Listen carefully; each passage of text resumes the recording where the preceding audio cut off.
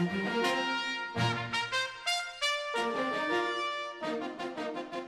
right, now we'll go into the bright lights section of our meeting tonight. Tonight, we have Paul Bickler. Welcome, Paul. Good to see you. Good to see you. He's from the Waukesha Education Foundation, and he's going to give a presentation on the Waukesha Education Foundation and the grants process. Okay, so good evening. My name is Paul Bickler. I'm a Waukesha Education Foundation board member. Talked a little bit about the foundation first, and then we'll get into the presentation. So for those who don't know, the Waukesha Education Foundation is an independent, community-based charitable volunteer organization that raises funds and other resources for the educational enrichment of students in the Waukesha Public Schools. The foundation seeks cooperation and collaboration of individuals, corporations, businesses, and community organizations to secure funding to promote excellence, opportunity, and equity in the Waukesha Public Schools. We are independent of both the school district and the Board of Education, but are endorsed by both. Each year in the early spring, the Waukesha Education Foundation solicits grant applications from teachers, administrators, and staff with proposals for programs for the following year. The foundation awarded its first grants in 2004-2005. To date, the foundation has awarded over $120,000 in grants to over 90 programs that have impacted nearly every school in the district. For the 2013-2014 school year, we granted nearly $15,000 for district projects, including some special funds targeted toward the fine arts, technology, and particular schools. Proposals are reviewed by a subcommittee of the foundation board with input from the district to ensure that the proposed programs are consistent with district curricula and policies. To continue to fund the grants, we have three main fundraising activities with the stated goal to build an endowment of $1 million. The endowment size of this size would allow us to grant up to $50,000 annually. The Strive to Thrive Run Walk at North High School in conjunction with the district's wellness fair. This is held every April and we're entering our fourth year. The annual golf outing held in early July at the Legend of Merrill Hills, which is entering its 8th year. And the Celebration of Excellence, which is coming up on November 3rd at North High School. This will showcase student achievement made possible in part by programs funded through WEF. So please visit our website at waukeshaeducationfoundation.org for more information on how to donate and participate. So getting into the program, as part of this process, I'm excited to be able to share with you several of the programs we've been able to fund over the last year. Teachers and students will come up and give you a short summary of their program and how it impacted the enrichments of the students. There are two schools presenting with three different grants. The first grant was written by Tina Cook and Brian Brookins of the Waukesha Scientific Academy at Saratoga campus. With help from a WEF grant, the school transformed its old mechanical room into an energy lab. Current students Quinn Lincecum and Kennedy Unger will describe how the lab is currently being used as well as future plans.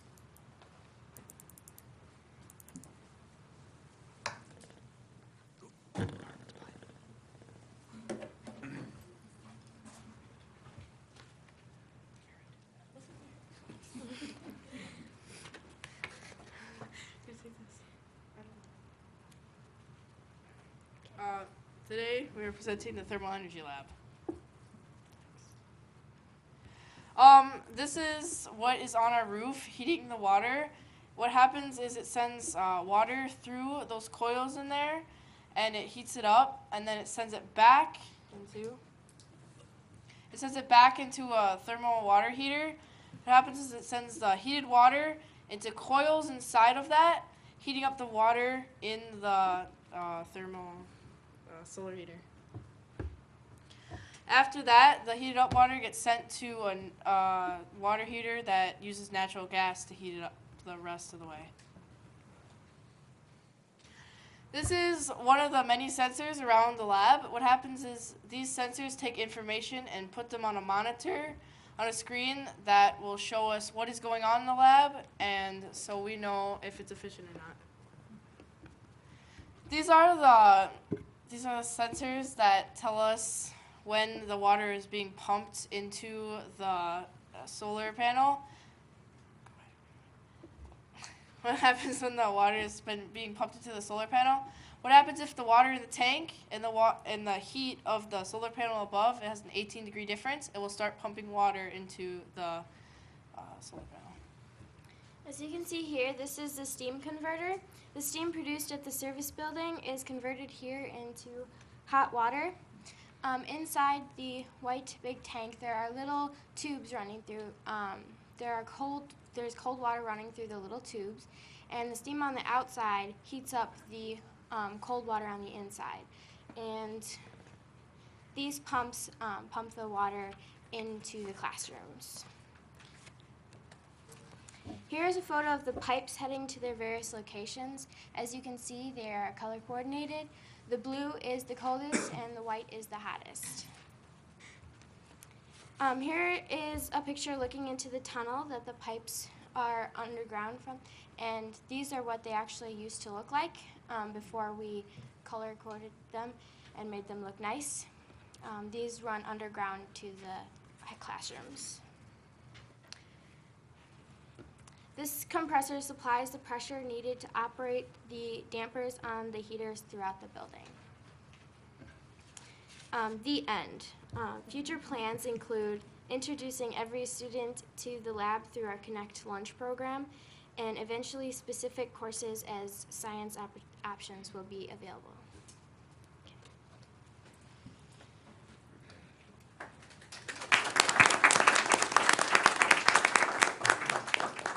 Do any board members have any questions or comments they'd like to ask the two students? Dr. Langill? Nice job. I wondered, what was your grant from WEF?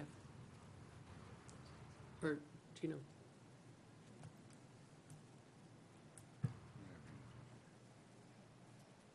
Yes, come on. You guys can respond to that question. How much did you get, and what did it actually fund? You know, Steve knows a lot, knows. Yeah, I might actually ask Steve to come up here, but we wrote the grant with Ryan Crone as well in spring of 2000. I believe we got 2,000 from the Waukesha Yeah. Education Is this Foundation. right? Yeah. So, Thank you. any other questions? Mr. Edlin? Nice to see you both again. I want to thank Quinn and Kennedy for coming up and presenting, because, you know, it's always encouraging when we have students who are really engaged and they're able to stand before a group of adults and just speak so well about something they have a passion for, too. And I'm really impressed with how much you guys learned in the last year. That's just awesome, because I know that you guys give tours of the facility all the time, and I hope both of you guys are tour guides this year to the visitors that come to the building, because I think you do a great job of presenting, and I hope you share all that information with your other students too. Good job. Thank you. And we would like to invite anyone of you guys or from the community that hasn't seen it, just come and stop in. We can arrange for a tour. We've always got kids ready to go take you guys on tours. So you're more than welcome. I think several of us were visited last year, Brian, and had student tours, et cetera, and were, you know, quite impressed with what was going on there. Mr. So Como? have teachers incorporated this into lesson plans, and have they made it part of a routine of some of the things that they're teaching? It's a work in progress. If you know anything about life at STEM, we're always working on the next version of our own educational experiences, and so that's why we said that as one of our goals. We really do. As we learn more about it, we want to work that. We want to actually make a course that students will be able to select. So that is in the works. Steve has us. Actually, we will be attending a actual STEAM heating class given by one of Steve's business associates. So, you know, as we gain more information, we will be able to pass that on to the kids. But I know there is another teacher that I am encouraging. He's a math teacher, to take a look at. There's a lot of data on those graphs, and we actually have the technology, although we don't know how to use it yet, to bring that onto any laptop in the school. And he is excited about that. But it's with all the things on our plate, it's not there yet, but it's going to be. Sure. And we offer about a 10-week course on just a general energy science course that students take, and we have definitely incorporated some of that energy, especially the math, into thermal energy lab. And we've spent some Saturday mornings with Steve this past spring, and he's done a wonderful job giving up his time to educate us on that lab and how we can incorporate it. And that mini solar panel that you said, that's a working model. So we bring that in the lab, we put it outside and we heat up water in a garbage can to show the kids how effective it is actually. And So there's a few ways that you continue to utilize this lab and components of it to teach the students, to give tours. Looks like you're planning some additional lesson plans, maybe some things in mathematics. And that's one, I think, one of the more important things that the Waukesha Education Foundation is looking for. Is this a project that's one and done and then you just push it aside, or is it something that perpetuates, goes on, and takes different forms over time? So that's a real big positive, I think, for this particular project. Mr. Edlin? I'd like to add to that, Mr. Como. I recently sent an email to one of the math teachers over at STEM, and I said, by chance, do you work, with the new core curriculum, do you work geometry into the levels of children that you're working with? Because I want to start something, the Energy Lab challenge, if you will. So we're going to put questions out there, such as a cylinder. Well, if that hot water storage tank that you saw, we'll be able to use that as a real-life example of saying, well, if I have a diameter of a tank of this size and a height of a tank this size, and even throw another twist in there saying, how many gallons of water can I fit in that tank? Then they have to go an extra mile to figure out how many cubic feet are in the tank and, interpret all that. Types of trick questions like that will be thrown out there as a challenge for students to try and work on. And he was all excited to get back with me and say, yeah, that would be really great because it fits in great with the core curriculum. So there's just endless opportunities. Even as simple as that lab is in terms of size, you're getting into stuff that MSOE works on. So these kids will be exposed at a much greater level, effectiveness in both the mathematical and real-life applications of many different things. So I'm excited about it, as you could probably tell. And I want to thank the Waukesha Education Foundation for partnering up and participating with us. Thank you very much. And special thanks to you, Mr. Edlin, for sharing that wonderful idea with us and turning it into a wonderful learning opportunity for our students. It's just been awesome what those kids have been able to experience as a result of your idea. So thank you very much, and thank you, STEM teachers, for making this wonderful learning also possible for our students. Thank you. There's one more presentation. Yes, I know there is. And I guess I just want to add, as an engineer, I was very excited when I saw this grant come through, that for me, it was an important one to get approved, and so I was very happy to see these guys up here presenting and seeing the progress that was made. That's so excellent. So, the next grant was written by Mrs. Gravenkamp of Summitview Elementary, first grade. This grant purchased personal devices for literacy instruction. The grant award allowed first grade students the ability to Skype with classrooms around the world, hear stories read aloud, and even help with math. She's not able to attend this evening, but we do have a short video presentation that will explain the grant.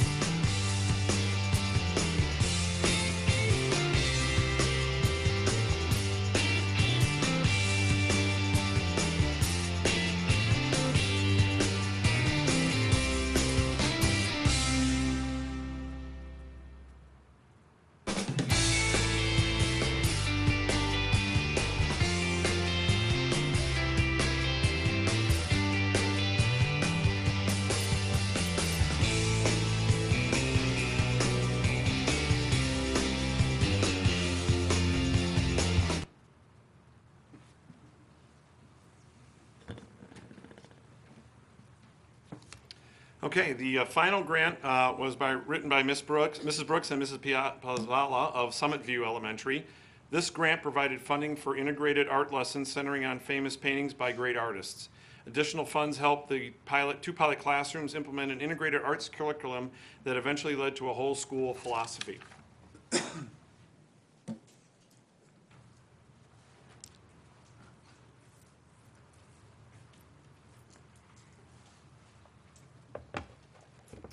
Hi, I'm Kathy Brooks, and this is Mary Pizzala, and we are here tonight to express our appreciation for the grant that we received.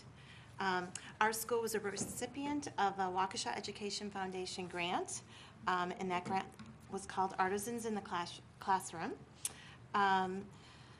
We purchased many items that helped us and will help our whole elementary school as we've become a magnet school. We bought a set of 8 DVDs of famous artisans. We purchased some books about famous artisans, numerous prints, 6 sets of prints that had lesson plans included, and they were very helpful for leading discussions. We also purchased easels for display, large envelopes for students to take their artwork home in, and some great resource texts. And we also bought a keyboard for one classroom or to share, and many musical instruments. So Mary will share with you some of the things we did with the things that we purchased. So you probably think that every time I come, I bring some stuff from my classroom, and I guess that's true. So just little easels, but it makes a world of difference for a student to actually see the print that we're talking about.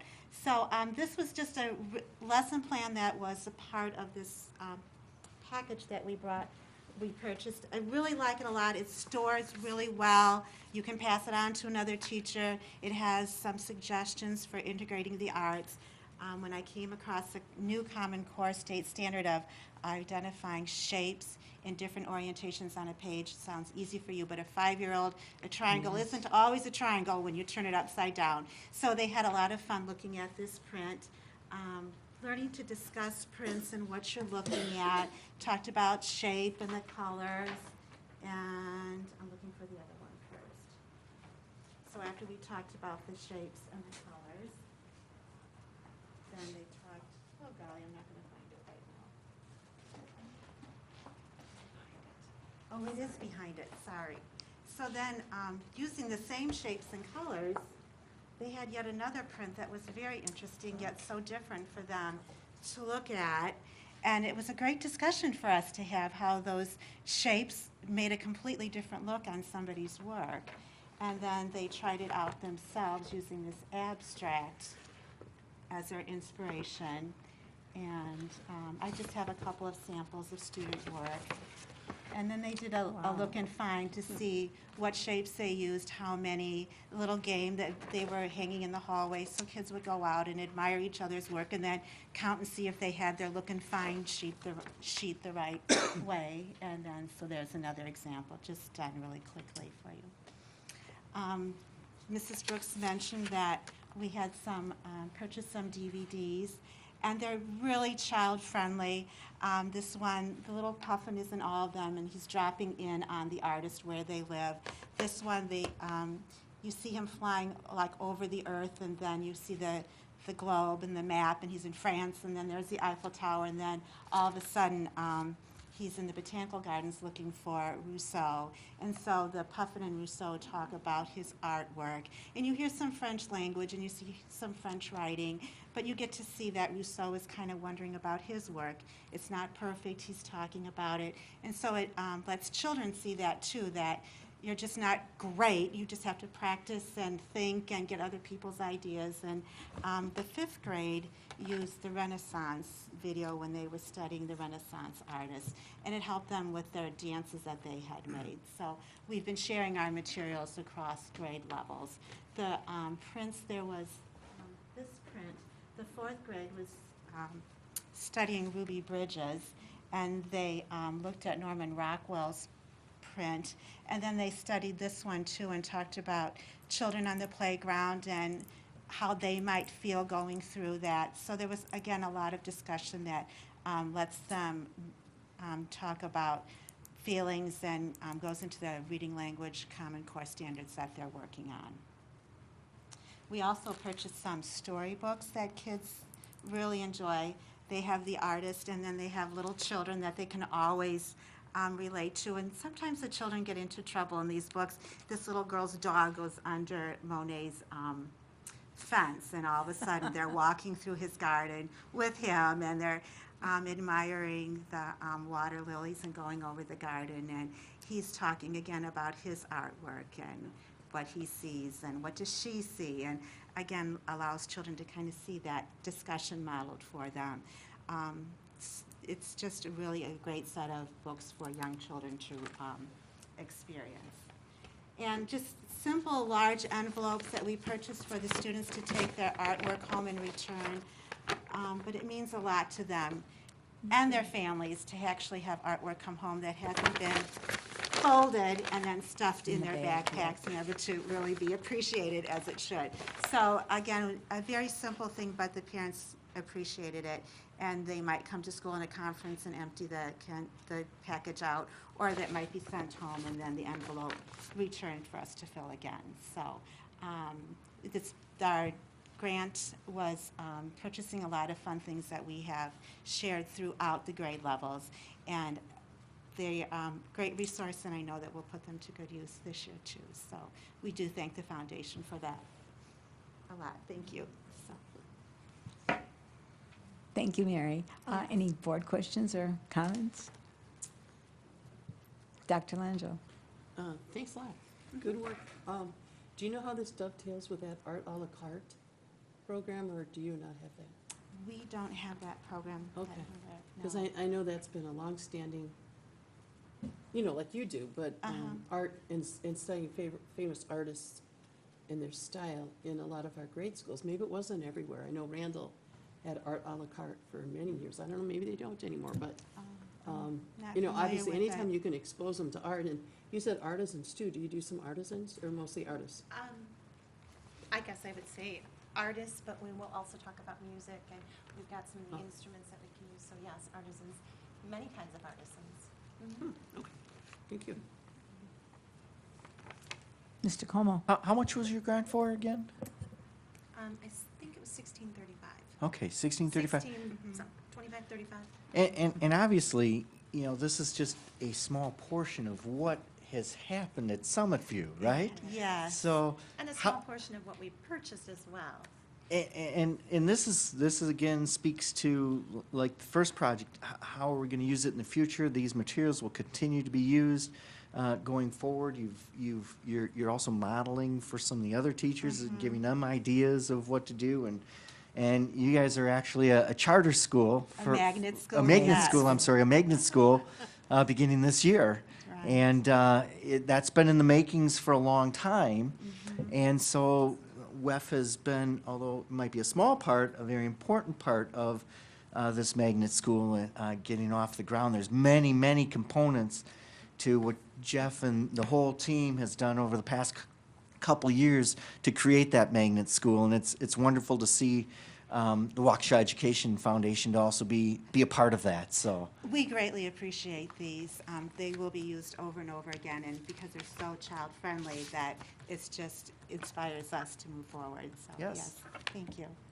And certainly without the support from the foundation, there probably would not have been money in the school budget for you to purchase those kinds of things. So that's the beauty of what the Waukesha Education Foundation does for students in schools. Yes. Yes. Thank you. Thank you, you. Mary. Thank you, Kathy. Mr. Peterson is here, the principal. Aren't you proud of what's going on in your school, Jeff? Extremely proud, yeah. Extremely proud. Anything you'd like to add? I was just gonna say, some of the photos from the video. Why don't you stand up to the microphone?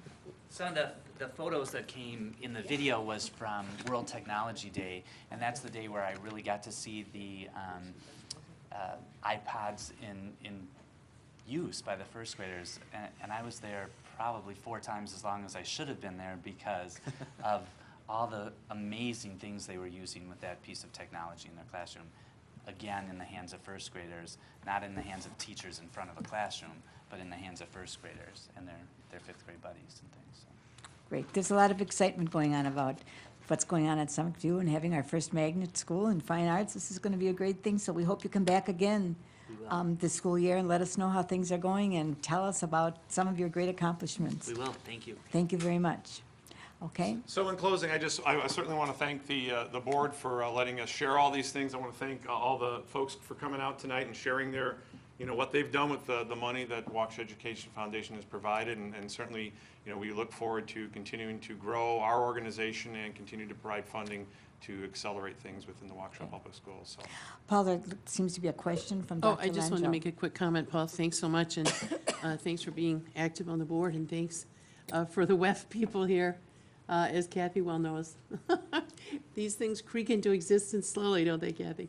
And then take off, and it's just so exciting to see how great WEF is doing, so. Good. Thank Well, you. Thank you for your comments. So, Yep. any other questions? Ms. Yes. Vanchek. It's not a question, just a comment. Yes, thank you. And I just wanted to say, these are full-time working people that just donate their time to volunteer to raise money to then be able to give to kids, and classroom teachers to be able to have more things to help the kids learn. And as you said, the celebration of excellence is November 3rd. And I know you came over here after the meeting, but we need raffle prizes. If anyone wants to give any donations of raffles, we are looking for those. And again, that would be to help raise money for the celebration of excellence, to be able to then give money back to the kids. So Yep. if anyone has anything, they can call Paul. Yeah, you can contact me, that's why we're on the board, so absolutely, you know, and again, encouraging, you know, everybody to go to the website, check it out, you know, see what we're doing there, and, you know, we're looking to expand our organization, and the Celebration of Excellence, like I said, is coming up on November 3rd at North, so. Any other questions? All right, thank you, everyone. Paul, thank you very much for your leadership and for all the members of the Waukesha Education Foundation. We know you devote a lot of time, and the time is because you believe strongly that our children should have all the opportunities possible to learn. So thank you very much for all the time you expend on behalf of our students. Thank you, Paul. Yeah.